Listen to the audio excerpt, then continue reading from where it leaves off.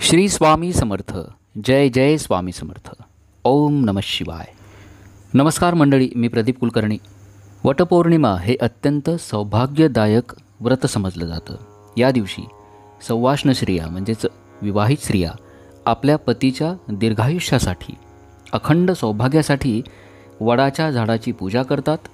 प्रार्थना करतात. वडाच्या झाडामध्ये शिवतत्व सामावलेलं असतं. वडाचं पूजन केल्यानंतर शिवतत्व जागृत होतं आणि म्हणूनच आपल्या पतीला दीर्घायुष्य प्राप्त होण्यासाठी, चांगलं आरोग्य प्राप्त होण्यासाठी, अखंड सौभाग्य प्राप्तीसाठी भगवान शिवाचा एक विशेष आणि प्रभावी मंत्र या दिवशी आपल्याला पठण करावायचं आहे. मग या मंत्राचं पठण आपण वटपौर्णिमेच्या दिवशीच करू शकतो का? नाही, इतर कधी पण संकल्प करून कुठल्याही सोमवारी आपण या मंत्राचं पठण करा.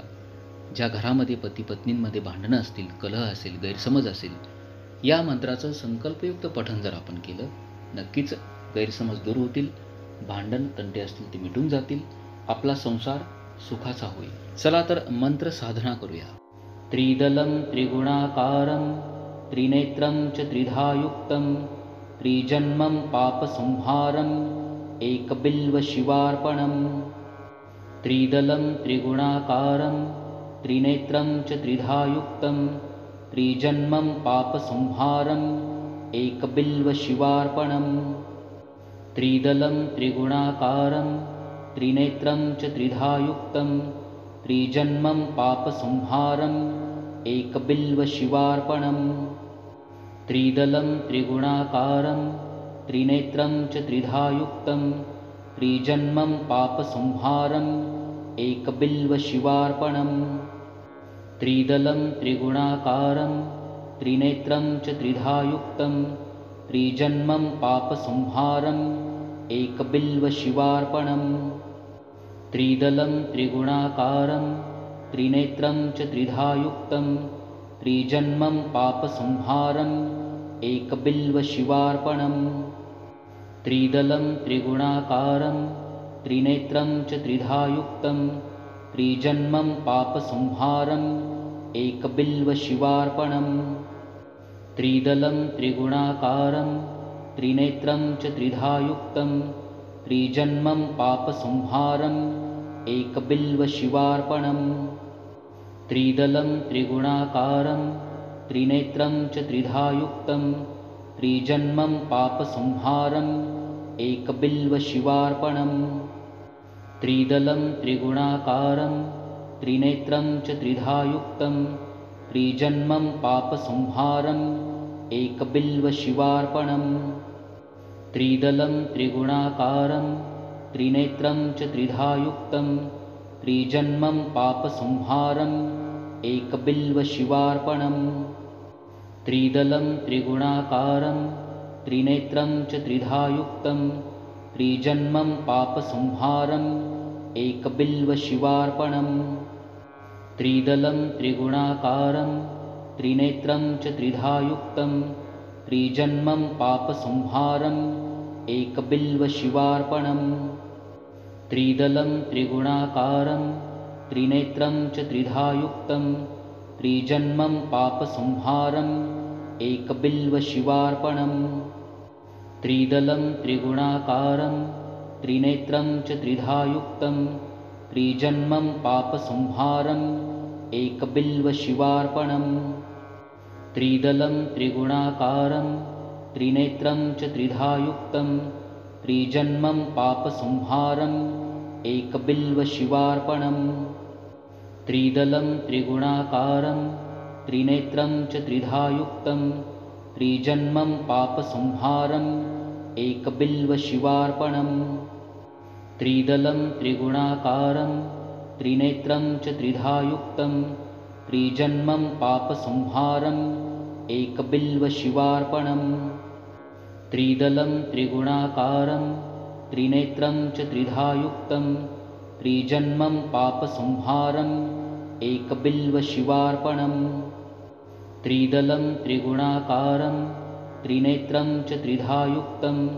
त्रिजन्मं पापसंहारं एकबिल्व शिवार्पणम्. त्रिदलं त्रिगुणाकारं त्रिनेत्रं च त्रिधायुक्तं त्रिजन्मं पापसंहारम्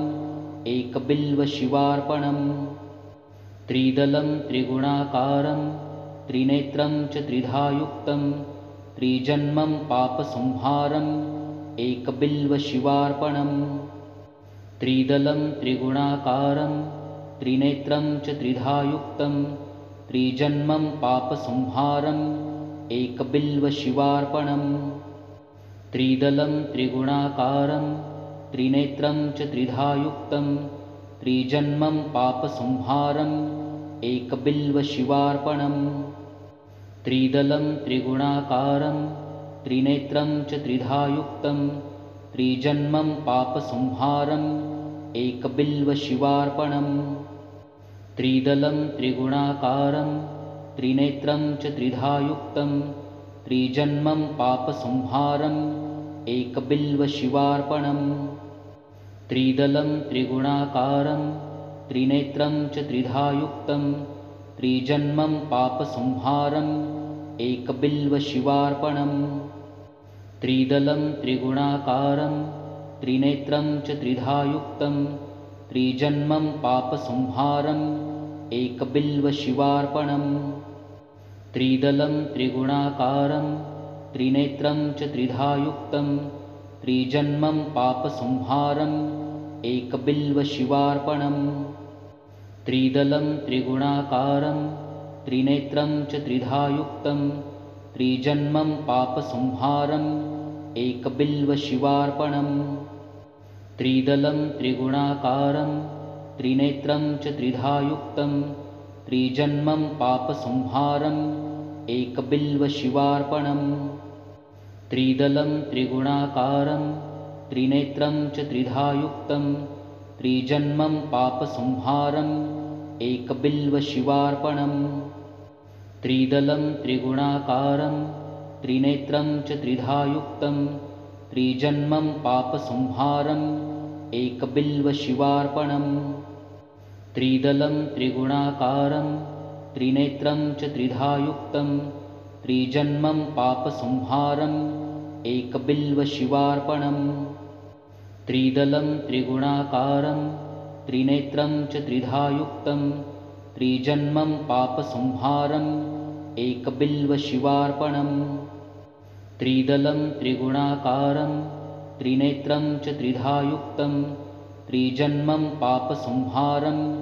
एकबिल्वशिवार्पणम् त्रिदलं त्रिगुणाकारं त्रिनेत्रं च त्रिधा युक्तं त्रिजन्मं पापसंहारम् एकबिल्वशिवार्पणम् त्रिदलं त्रिगुणाकारं त्रिनेत्रं च त्रिधा युक्तं त्रिजन्मं पापसंहारम् एकबिल्वशिवार्पणम् त्रिदलं त्रिगुणाकारं त्रिनेत्रं च त्रिधा युक्तं त्रिजन्मं पापसंहारम् एकबिल्वशिवार्पणम् त्रिदलं त्रिगुणाकारं त्रिनेत्रं च त्रिधा युक्तं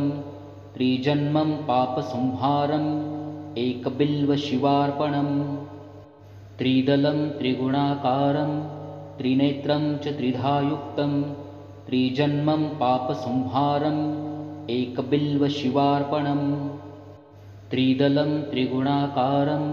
त्रिनेत्रं च त्रिधा युक्तं त्रिजन्मं पापसंहारम् एकबिल्वशिवार्पणम् त्रिदलं त्रिगुणाकारं त्रिनेत्रं च त्रिधा युक्तं त्रिजन्मं पापसंहारम् एकबिल्वशिवार्पणम् त्रिदलं त्रिगुणाकारं त्रिनेत्रं च त्रिधा युक्तं त्रिजन्मं पापसंहारम् एकबिल्वशिवार्पणम् त्रिदलं त्रिगुणाकारं त्रिनेत्रं च त्रिधा युक्तं त्रिजन्मं पापसंहारम् एकबिल्वशिवार्पणम् त्रिदलं त्रिगुणाकारं त्रिनेत्रं च त्रिधा युक्तं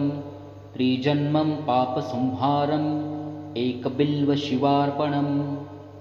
त्रिदलं त्रिगुणाकारं त्रिनेत्रं च त्रिधा युक्तं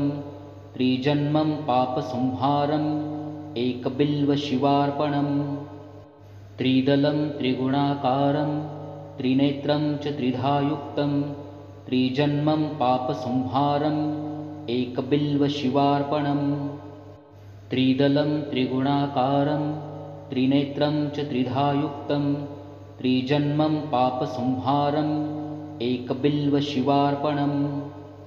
त्रिदलं त्रिगुणाकारं त्रिनेत्रं च त्रिधायुक्तं त्रिजन्मं पापसंहारम् एकबिल्वशिवार्पणम् त्रिदलं त्रिगुणाकारं त्रिनेत्रं च त्रिधायुक्तं त्रिजन्मं पापसंहारम् एकबिल्वशिवार्पणम् त्रिदलं त्रिगुणाकारं त्रिनेत्रं च त्रिधायुक्तं त्रिजन्मं पापसंहारम् एकबिल्वशिवार्पणम् त्रिदलं त्रिगुणाकारं त्रिनेत्रं च त्रिधायुक्तं त्रिजन्मं पापसंहारम् एकबिल्वशिवार्पणम् त्रिदलं त्रिगुणाकारं त्रिनेत्रं च त्रिधायुक्तं त्रिजन्मं पापसंहारम् एकबिल्वशिवार्पणम् त्रिदलं त्रिगुणाकारं त्रिनेत्रं च त्रिधायुक्तं त्रिजन्मं पापसंहारम् एकबिल्वशिवार्पणम् त्रिदलं त्रिगुणाकारं त्रिनेत्रं च त्रिधायुक्तं त्रिजन्मं पापसंहारम् एकबिल्वशिवार्पणम् त्रिदलं त्रिगुणाकारं त्रिनेत्रं च त्रिधायुक्तं त्रिजन्मं पापसंहारम् एकबिल्वशिवार्पणम् त्रिदलं त्रिगुणाकारं त्रिनेत्रं च त्रिधायुक्तं त्रिजन्मं पापसंहारम् एकबिल्वशिवार्पणम् त्रिदलं त्रिगुणाकारं त्रिनेत्रं च त्रिधायुक्तं त्रिजन्मं पापसंहारम् एकबिल्वशिवार्पणम्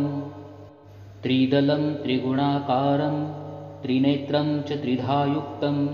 त्रिजन्मं पापसंहारम् एकबिल्वशिवार्पणम् त्रिदलं त्रिगुणाकारं त्रिनेत्रं च त्रिधायुक्तं त्रिजन्मं पापसंहारम् एकबिल्वशिवार्पणम् त्रिदलं त्रिगुणाकारं त्रिनेत्रं च त्रिधायुक्तं त्रिजन्मं पापसंहारम् एकबिल्वशिवार्पणम् त्रिदलं त्रिगुणाकारं त्रिनेत्रं च त्रिधायुक्तं त्रिजन्मं पापसंहारम् एकबिल्वशिवार्पणम् त्रिदलं त्रिगुणाकारं त्रिनेत्रं च त्रिधायुक्तं त्रिजन्मं पापसंहारम् एकबिल्वशिवार्पणम् त्रिदलं त्रिगुणाकारं त्रिनेत्रं च त्रिधायुक्तं त्रिजन्मं पापसंहारम् एकबिल्वशिवार्पणम् त्रिदलं त्रिगुणाकारं त्रिनेत्रं च त्रिधायुक्तं त्रिजन्मं पापसंहारम् एकबिल्वशिवार्पणम् त्रिदलं त्रिगुणाकारं त्रिनेत्रं च त्रिधायुक्तं त्रिजन्मं पापसंहारम् एकबिल्वशिवार्पणम् त्रिदलं त्रिगुणाकारं त्रिनेत्रं च त्रिधायुक्तं त्रिजन्मं पापसंहारम् एकबिल्वशिवार्पणम् त्रिदलं त्रिगुणाकारं त्रिनेत्रं च त्रिधायुक्तं त्रिजन्मं पापसंहारम् एकबिल्वशिवार्पणम् त्रिदलं त्रिगुणाकारं त्रिनेत्रं च त्रिधायुक्तं त्रिजन्मं पापसंहारम् एकबिल्वशिवार्पणम् त्रिदलं त्रिगुणाकारं त्रिनेत्रं च त्रिधायुक्तं त्रिजन्मं पापसंहारम् एकबिल्वशिवार्पणम् त्रिदलं त्रिगुणाकारं त्रिनेत्रं च त्रिधायुक्तं त्रिजन्मं पापसंहारम् एकबिल्वशिवार्पणम् त्रिदलं त्रिगुणाकारं त्रिनेत्रं च त्रिधायुक्तं त्रिजन्मं पापसंहारम् एकबिल्वशिवार्पणम् त्रिदलं त्रिगुणाकारं त्रिनेत्रं च त्रिधायुक्तं त्रिजन्मं पापसंहारम् एकबिल्वशिवार्पणम् त्रिदलं त्रिगुणाकारं त्रिनेत्रं च त्रिधा युक्तं त्रिजन्मं पापसंहारम् एकबिल्वशिवार्पणम् त्रिदलं त्रिगुणाकारं त्रिनेत्रं च त्रिधा युक्तं त्रिजन्मं पापसंहारम् एकबिल्वशिवार्पणम् त्रिदलं त्रिगुणाकारं त्रिनेत्रं च त्रिधा युक्तं त्रिजन्मं पापसंहारम् एकबिल्वशिवार्पणम् त्रिदलं त्रिगुणाकारं त्रिनेत्रं च त्रिधा युक्तं त्रिजन्मं पापसंहारम् एकबिल्वशिवार्पणम् त्रिदलं त्रिगुणाकारं त्रिनेत्रं च त्रिधा युक्तं त्रिजन्मं पापसंहारम् एकबिल्वशिवार्पणम् त्रिदलं त्रिगुणाकारं त्रिनेत्रं च त्रिधा युक्तं त्रिजन्मं पापसंहारम् एकबिल्वशिवार्पणम् त्रिदलं त्रिगुणाकारं त्रिनेत्रं च त्रिधा युक्तं त्रिजन्मं पापसंहारम् एकबिल्वशिवार्पणम् त्रिदलं त्रिगुणाकारं त्रिनेत्रं च त्रिधा युक्तं त्रिजन्मं पापसंहारम् एकबिल्वशिवार्पणम् त्रिदलं त्रिगुणाकारं त्रिनेत्रं च त्रिधा युक्तं त्रिजन्मं पापसंहारम् एकबिल्वशिवार्पणम् त्रिदलं त्रिगुणाकारं त्रिनेत्रं च त्रिधा युक्तं त्रिजन्मं पापसंहारम् एकबिल्वशिवार्पणम् त्रिदलं त्रिगुणाकारं त्रिनेत्रं च त्रिधा युक्तं त्रिजन्मं पापसंहारम् एकबिल्वशिवार्पणम् त्रिदलं त्रिगुणाकारं त्रिनेत्रं च त्रिधा युक्तं त्रिजन्मं पापसंहारम् एकबिल्वशिवार्पणम् त्रिदलं त्रिगुणाकारं त्रिनेत्रं च त्रिधा युक्तं त्रिजन्मं पापसंहारम् एकबिल्वशिवार्पणम् त्रिदलं त्रिगुणाकारं त्रिनेत्रं च त्रिधा युक्तं त्रिजन्मं पापसंहारम् एकबिल्वशिवार्पणम् त्रिदलं त्रिगुणाकारं त्रिनेत्रं च त्रिधा युक्तं त्रिजन्मं पापसंहारम् एकबिल्वशिवार्पणम् त्रिदलं त्रिगुणाकारं त्रिनेत्रं च त्रिधा युक्तं त्रिजन्मं पापसंहारम् एकबिल्वशिवार्पणम् त्रिदलं त्रिगुणाकारं त्रिनेत्रं च त्रिधा युक्तं त्रिजन्मं पापसंहारम् एकबिल्वशिवार्पणम् त्रिदलं त्रिगुणाकारं त्रिनेत्रं च त्रिधा युक्तं त्रिजन्मं पापसंहारम् एकबिल्वशिवार्पणम् त्रिदलं त्रिगुणाकारं त्रिनेत्रं च त्रिधा युक्तं त्रिजन्मं पापसंहारम् एकबिल्वशिवार्पणम् त्रिदलं त्रिगुणाकारं त्रिनेत्रं च त्रिधा युक्तं त्रिजन्मं पापसंहारम् एकबिल्वशिवार्पणम् त्रिदलं त्रिगुणाकारं त्रिनेत्रं च त्रिधा युक्तं त्रिजन्मं पापसंहारम् एकबिल्वशिवार्पणम् त्रिदलं त्रिगुणाकारं त्रिनेत्रं च त्रिधा युक्तं त्रिजन्मं पापसंहारम् एकबिल्वशिवार्पणम् त्रिदलं त्रिगुणाकारं त्रिनेत्रं च त्रिधा युक्तं त्रिजन्मं पापसंहारम् एकबिल्वशिवार्पणम् त्रिदलं त्रिगुणाकारं त्रिनेत्रं च त्रिधा युक्तं त्रिजन्मं पापसंहारम् एकबिल्वशिवार्पणम् त्रिदलं त्रिगुणाकारं त्रिनेत्रं च त्रिधा युक्तं त्रिजन्मं पापसंहारम् एकबिल्वशिवार्पणम् त्रिदलं त्रिगुणाकारं त्रिनेत्रं च त्रिधा युक्तं त्रिजन्मं पापसंहारम् एकबिल्वशिवार्पणम् त्रिदलं त्रिगुणाकारं त्रिनेत्रं च त्रिधा युक्तं त्रिजन्मं पापसंहारम् एकबिल्वशिवार्पणम् त्रिदलं त्रिगुणाकारं त्रिनेत्रं च त्रिधा युक्तं त्रिजन्मं पापसंहारम् एकबिल्वशिवार्पणम् त्रिदलं त्रिगुणाकारं त्रिनेत्रं च त्रिधा युक्तं त्रिजन्मं पापसंहारम् एकबिल्वशिवार्पणम् त्रिदलं त्रिगुणाकारं त्रिनेत्रं च त्रिधा युक्तं त्रिजन्मं पापसंहारम् एकबिल्वशिवार्पणम् त्रिदलं त्रिगुणाकारं त्रिनेत्रं च त्रिधा युक्तं त्रिजन्मं पापसंहारम् एकबिल्वशिवार्पणम् त्रिदलं त्रिगुणाकारं त्रिनेत्रं च त्रिधा युक्तं त्रिजन्मं पापसंहारम्